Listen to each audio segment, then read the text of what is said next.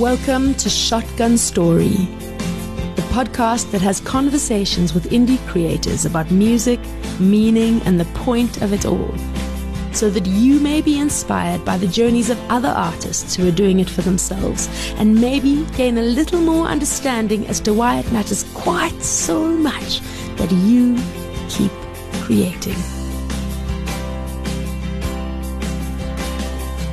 Cindy Alter is an international, award-winning, chart-topping, multi-million album-selling singer-songwriter from South Africa.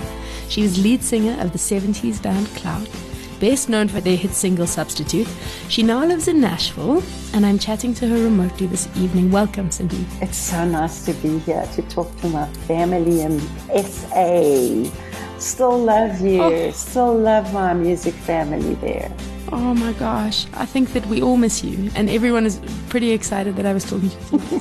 Thank you. So now I want to know, what is your relationship with music? Is it full-time, part-time, or complicated? My relationship with music has always been full-time, even though sometimes I've had to have jobs. Yeah. Other jobs. Well, when I lived in LA, I also had to have day jobs, but I didn't care because I'd get home from work, I'd change, put on my rock and roll clothes and go to play or go to the studio or whatever. So whatever jobs I have are always a means to an end. They're there to keep me alive so I can pay my bills, and I can pay for what I'm doing and not stress. Yeah. I tell you what, sometimes music didn't even do that for me. And I used to go through some stages, you know, when, especially like through lockdown and times like that when there was nothing happening, and you're like, Christ, how am I going to pay my rent? So one would think after you mention all those millions of albums sold and all that I'd be rolling in it. No. Yeah. Is it one of those stories where somebody else owns the rights? Well, basically, I only wrote a few songs for Clout. I didn't write the hits. I would have loved to, but I didn't. I was still developing as a songwriter at that point. I did write 2 songs that went onto the albums. But in our case, it was more of the manager, record company, owning everything and taking everything. Yes. Devastating. And I'm hearing more and more of those stories. Well, there's a lot of those stories, Tori, because when we enter into the music business as a young age or whatever it is, we're not expecting to be a business person. We're just expecting to go and have fun and to play on stage and to love our lives. It doesn't work like that, especially nowadays. Most of us, you are independent artists, right? Yeah. So we do it all for ourselves. We do everything ourselves. And now we have the control. Yes. And would you advise that for artists starting out these days? Totally. I'd advise any artist to. I always say this. I do some talks on music business and stuff like that. And I do some for the Academy of Sound Engineering in South Africa. And I always say that you guys have got to have some weapons, because this is a war. Going into the music business is a war, and you have to be prepared. Number one weapon is knowledge. So go. Read about this. Go find out what the music business entails. Find out what contracts mean. And have good people on your side. That's weapon number 2. There's ways and means of doing this the best way you can. I'm not saying the right way or the wrong way. I'm just saying the best way possible. What do you know now that you wish that you had known then? I think when we're younger, that age, what you don't want is not as prevalent as what you want. Because, you know, bottom line is our wants always change. So, of course, as a child, I wanted to sing. Then I wanted to be on stage. Then I wanted to perform with a band. Then. So your wants change, but your don't wants should not change. So it's like, I don't want to sign a contract with somebody that is not going to do the best for me. I don't want to do a tour that is not going to pay me, etc., etc. Yeah. So I think I wish I knew what my don't wants were, but how could I when I didn't even have experience? I didn't have the knowledge then. Who gives you the knowledge at the age of 20? Only mentors or people like us who tell people these stories. Otherwise, you don't get this. You don't get born with it. Yeah. It's like life hacks. You know, people say, God, I wish I was 21 and I knew what I know now. Never going to happen, honey. Yeah. Because if you're 21, you will never know what you know now because you haven't lived a life yet. So living the life gives you the knowledge. Yeah. And knowledge is power. That's wonderful.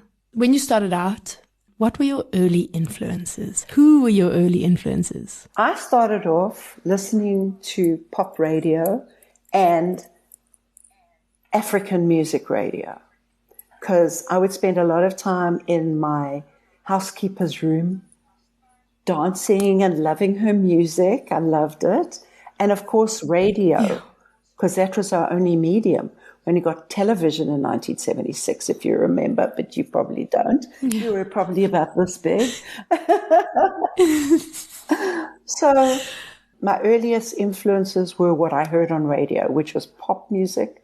My father and mother were both very diverse. My mother was a piano teacher, and so she loved anything sort of theatrical, you know, musical theater and all that stuff, and classical. She played beautiful classical music. Yeah. My father was a jawler. My father liked to play a bit of honky-tonk piano, boogie-woogie. He played a ukulele. He taught me to play ukulele at the age of like 6. And he also sang opera. So I had so many diverse influences at a very young age. And then slowly growing into artists that I would love. Cat Stevens and James Taylor, the real songwriters, you know, Carole King. Yes. And then the Beatles, of course, the melodies and all this stuff. And then Jethro Tull, Deep Purple, Uriah Heep. So for me, it was like music is a genre. Don't tell me, oh, that's rock and it's this and that. Music is the genre. Yeah. Wonderful. So you've obviously left. You left South Africa. It's the second time I've left. Second time. Yeah, I left in 1990. I went to live in LA and I loved it. I stayed there for 15 years.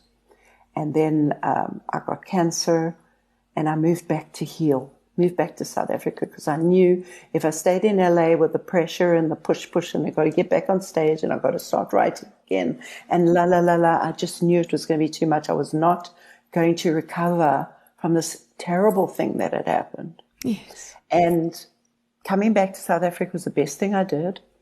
I immediately got working. I put Clout back together again. We did this big reunion touring thing and started working with Stuart Irving. I did that band, Alter Irving. Yeah.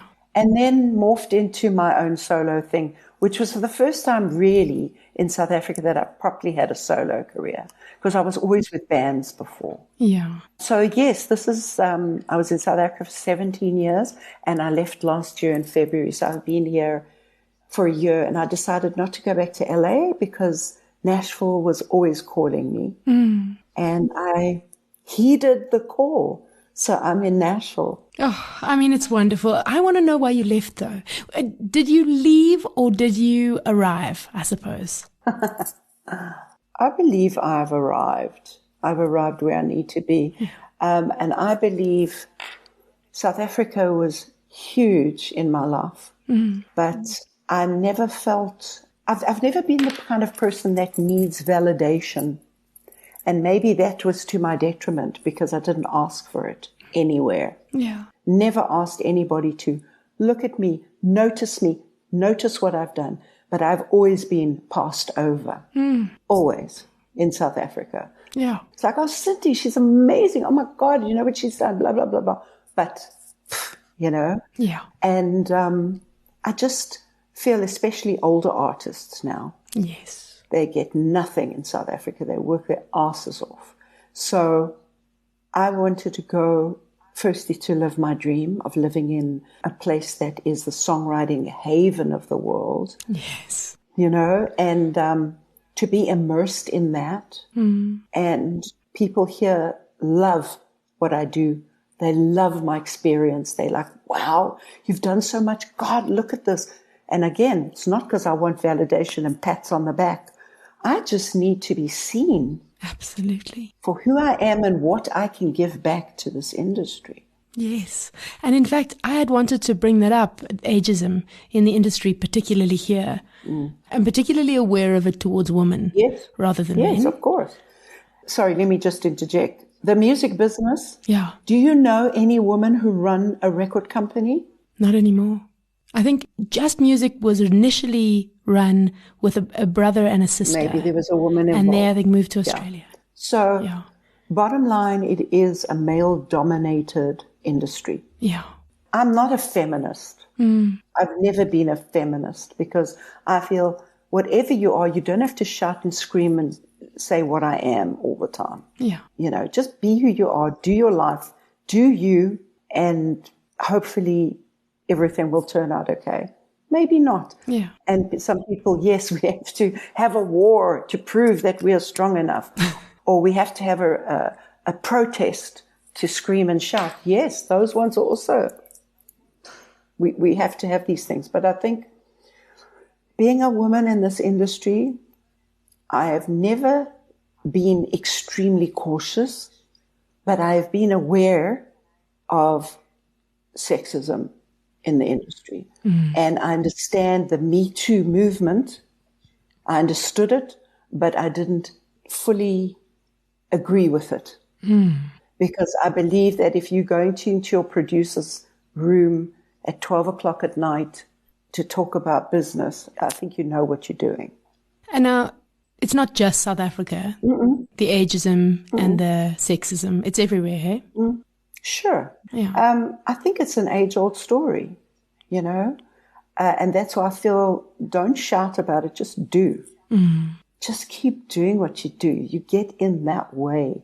It seems to work. Yeah. For me as a person, as a human being, it works. Yeah. And now contrast between South Africa and Nashville in terms of the scene, in terms of venues to play, in terms of an audience to listen, in terms of a culture around music, particularly live music. I think most people that know anything about Nashville know that there's this area called Broadway. It's this long street that is the culture of Nashville, the culture of music. Every single bar, every single little pub has got bands in, music in, best of the best. Every band you go and listen to is like, phew, they blow your head off. Amazing. The drummer is like, Jesus, who's this drummer? And then you go to another bar and it's like, Jesus, who's that drummer?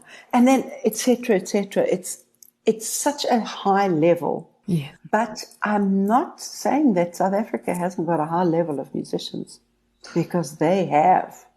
Musicians in South Africa are really good. I don't know if they have obviously not the same setup as it is here. So every pub or club you walk into, a honky-tonk, it's full. There are people humming, pumping. 98% of it is covers. Interesting. And then you will find the other venues around town that support live music, original music venues. Okay? People can go and play their own stuff. So there's both sides of the story. So I can't compare it and say, oh, Nashville's so much better than South Africa. Yeah. South Africa's cuck and this and that. I can't say that because I've worked in both of the mediums and I've been lucky to work a lot and to get good audiences and to have a great fan base. And I don't want to end up sounding like, you know, those people that leave the country and say, that place is cuck. I just can't bear being there. It's not true. Yeah. But That's so nice to hear. Yeah, it's, you know what? And everybody's got to make their own business. Make it work for you. Yeah. What does making music look like at the moment for you? It's fabulous right now. I'm very inspired. I'm writing a lot. I've just gone into studio with a very dear friend of mine who's a great producer. He's a professor at the Recording Academy at Belmont University here. And he's such a great musician. We met in LA all those years ago, and we've stayed in touch. And so I started in the studio last, and I'm just doing some demos right now, just feeling out some songs and doing some pre-production and stuff. Because you know what it's like. You go into the studio and you've been playing a song for a while, and you go in and you say, I don't like what I've been doing. I want to change it. Give me some beats. Yeah. Give me a beat. Let me work with something different. What do you want to? What does it want to sound like? Oh, give me a Tom Petty drum beat or whatever. So the creation process is, I love it. Producing, I love it. Writing, I love it. So I'm very full. I'm doing a lot of writers' rounds. Yeah. I'm preparing to put a band together so I can start doing some bigger venues. All in good time, I'm not in any rush. I've had a long career, and I am 66 years next month on this planet, and I am thinking of doing another album, So this career will just go on until I can't anymore. Yeah, that's wonderful. Have you ever produced anyone else? I love producing. I really do. I did 1 or 2 artists in South Africa, but nothing yet. But I'd be very interested in that. Right now, if I'm in the studio, I do a bit of production, but I'm more like I don't want to wear that hat as well as being the artist, because it just gets a little diluted sometimes. Totally. I would rather just be the artist in the studio and figure out what I want to do. But I've got great ideas when it comes to production. I'll say, try that, just pull that one out there, and it's always okay, Yeah. And sometimes it's not. It's also okay. So are you doing any co-writing while you're there? Yes, I've done a few co-writes. There's a girl called Nikki Williams. Nikki's an ex-South African as well. Oh, wow. She's been here for a long time. Nikki's quite a bit younger than me, but she's a great singer and a great artist. She's had some cuts.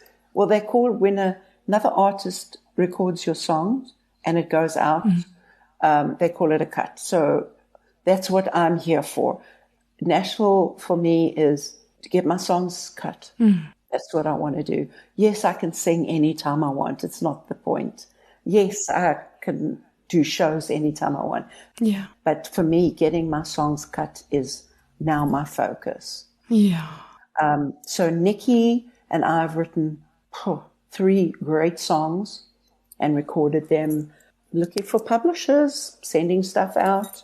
It's a knock-on-door thing. 100%. Yeah. And now you find a publisher who will then shop your song around. Yes. Okay. So they'll shop it because they'll know, so Miranda Lambert is looking for some songs, or whoever, Pink, or Kelly Clarkson, or whoever. They're looking for some songs, and there's a lot of country artists that I'll mention their names that people don't even know who I'm talking about in South Africa, because it's not a big genre there. Yeah. There's so many artists, and they're all looking for songs, and they're young. They're either young or medium in the business. When I say medium, they've been around a long time. They've got an established career. That's where I'm at. So you do a co-write, Yeah. and then you take the song, and when you go into studio, do you hire a batch of session musos to record it for you, or do you just do something quite stripped down? How have you done it so far with those 3 tracks? Well, I mean, you can do it any way you want to, but this, we particularly had a good thing because Nikki's got a friend, also a musician, Nick, his name is, so we call ourselves Cynic because it's Nikki and Nick and Cindy. Cynic. Oh, I like it. Team. We're like a production team almost. So Nick's got a studio, and he's a producer, and he's an engineer, and he writes, perfect. And he plays really good guitar. So we go to Nick's studio, we flesh the songs out. Nick's been part of those 3 songs too, because he comes up with ideas and lines, and so it's the 3 of us really. And boom, we record it, he records it and sends it out. We haven't done any mastering yet of any of them. They still, need to be worked on, but the songs are there. Yeah. And I've got another friend that I've written with. We haven't recorded anything yet, but We're just putting down light demos. Yes, stripped down demos. Yeah, nice. Nice, something to work from. Yeah, and it's a process, getting to know more people, going to other places where there's a guy that says, hey, I'd love to record your stuff. He's got a studio. Yay, I can go and record with him. So it just depends on the situation. A lot of people do go into studio, hire session musicians because they're the best of the best here. Yeah. I mean, really ridiculous. You just hire a couple of guys, they come in, 2 takes, and they got it. Unbelievable. Yeah. Yeah, sometimes it's worth putting money aside and doing that instead of paying proper money for quality. I agree, but I don't know if you must make that your purpose. Like I must always have these amazing quality demos. You put so much energy into it, and it's like, oh, that's not right yet. And then you end up not sending anything out because you're just like so picky. So just you've got to get to the point in the studio where you go, fuck it. This is good. It's going to sound like that's it. Because I can go back and re-listen and tweak and fix and da-da-da until the song is so old that it's like not relevant anymore. What do they say? Sometimes done is better than perfect. I love it. Okay, advice for young indie creators. And I don't only mean young. I mean for indie creators who want to make music. Yeah. What advice do you have? Well, I mean, always follow your heart. That is very important. But then again, when you are doing something and nobody's buying it, you go do shows and nobody likes it, then you know you're not doing the right thing. Yeah. Okay. So you got to test stuff out. People say, oh, just make music for yourselves. That sounds lovely in the bigger picture. But what are you going to do with that music for yourself if nobody likes it? Yes, you can be a star in your own living room. Hallelujah. Happy for you. Yeah. But if you want to be an indie artist and get out there and do stuff, be relevant, have good songs, have good productions, the best that you can get, and just do it from the heart. And my number one thing always, and I tell every young artist this, please do it because you love it, not because you're going to go join idols and be a star for a minute, because that star wanes. They only come out at night, stars. Then in the day, they're not there anymore, So know that you're doing it for that purpose. If you just want to make it and just want to be a star, good luck to you. I wish you the very best. Yeah. But know that this is a hard road. I said earlier, music business, it's like going to war. It's a commitment. Are you musically trained? Are you self-taught? And to my detriment, sometimes I'm sure people say, hey, can you read these charts? I'm like, no. But if you play it to me, I'll learn it immediately. Yes, and that was my next question. Yeah. How has it impacted your career? I've never lost a job because of it. Okay. I've not ever studied music, but thank God I have a good ear and I can pick something up quick. Yeah. I think it's good to have knowledge. I'm not saying to kids, don't study, don't do it. If there are kids or anybody who's at music school or Berkeley, MIT, whatever, do it. Because learning is, I said, the first weapon of war is knowledge. Know your oats, know your art. I love that. Local South African musical heroes, dead or alive? Wow. I would say Matt Langer, obviously, because of the great producer that he's been and worked with such amazing artists. The guys I've worked with, I swear they're all my heroes because I've worked with the best musicians ever. Yeah. And in the olden days, where you could go to a club every night of the week and there was a fantastic band there. Yeah. They were just spectacular. And there's so many good musicians there. As I say, I've been so lucky to work with the best of the best. Kevin Kruger was one of my legends. He was a drummer. What a fine drummer, fine producer, fine singer, and one of the funniest people you'll ever know in your life. He used to laugh my head off, so he's one of my legends for sure. What are you listening to on your way to work in the mornings now? On my way to work, I'm listening to older country stuff. So not the new country, I'm listening to older stuff. I'm hearing some really good things. Jody Messina. I'm listening to some Keith Urban, whatever's on the radio station. It's called Nash Icon.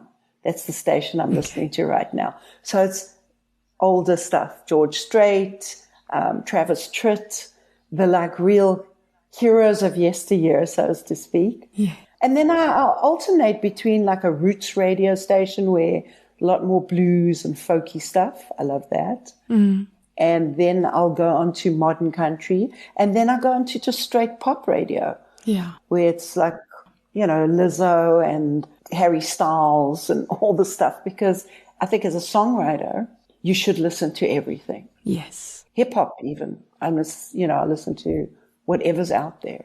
Wonderful. And I know that we're going to end this interview and I'm going to kick myself for the amount of things that I was going to ask you that I haven't. So maybe we could have you back sometime. I'd be happy to. This has been an absolute pleasure. Yeah. Oh, thank you. What is your one social media link that you'd like people to follow you on? I think the best probably is Instagram. Mm-hmm. You know, I don't post a lot, but there's a lot of content there and I've always got a little story now and then. And people can write to me. And Facebook, of course, Cindy Alter Music. Wonderful. Tori, this has been such fun. It has been so nice. Good luck with everything. I can't wait to hear everything that you're doing. Thank you. Strength to strength. Thank you so much. Thank you for coming on. It's an absolute pleasure. If you are an independent artist whose passion for what you do can inspire or fuel others, get in touch. I'd love to chat. You can find me on shotguntory.com. You've been listening to another production from Solid Gold Podcasts. Are we ever gonna learn? Dream. All we ever do is dream, because reality stings and leaves us breathless. When our time is over and we've lived enough, can we look over our shoulders and see everything was love? When the curtain falls and we hear the chorus, we'll be the last one standing. Sing, all I ever did was sing. Sometimes it didn't mean a thing, because nobody was listening. Feel like every moment was so thin, a talent staring at my skin and leaving me hollow. When my time is over and I've lived enough, can I look over my shoulders and see everything was love? When the curtain falls and I hear the chorus, will I be the last one standing? When the stage is bare and there's no one there, will I be the last one standing? As the lady just run, run, run, like someone chasing with a gun, gun, gun. Will I ever be the one, the one? All I ever did was run, run, run, like someone chasing with a gun, gun, gun. Will I ever be the one to say I'll be the last one standing? I'll be the last one standing. I'll be the last one standing. Yeah, the last one, the last one.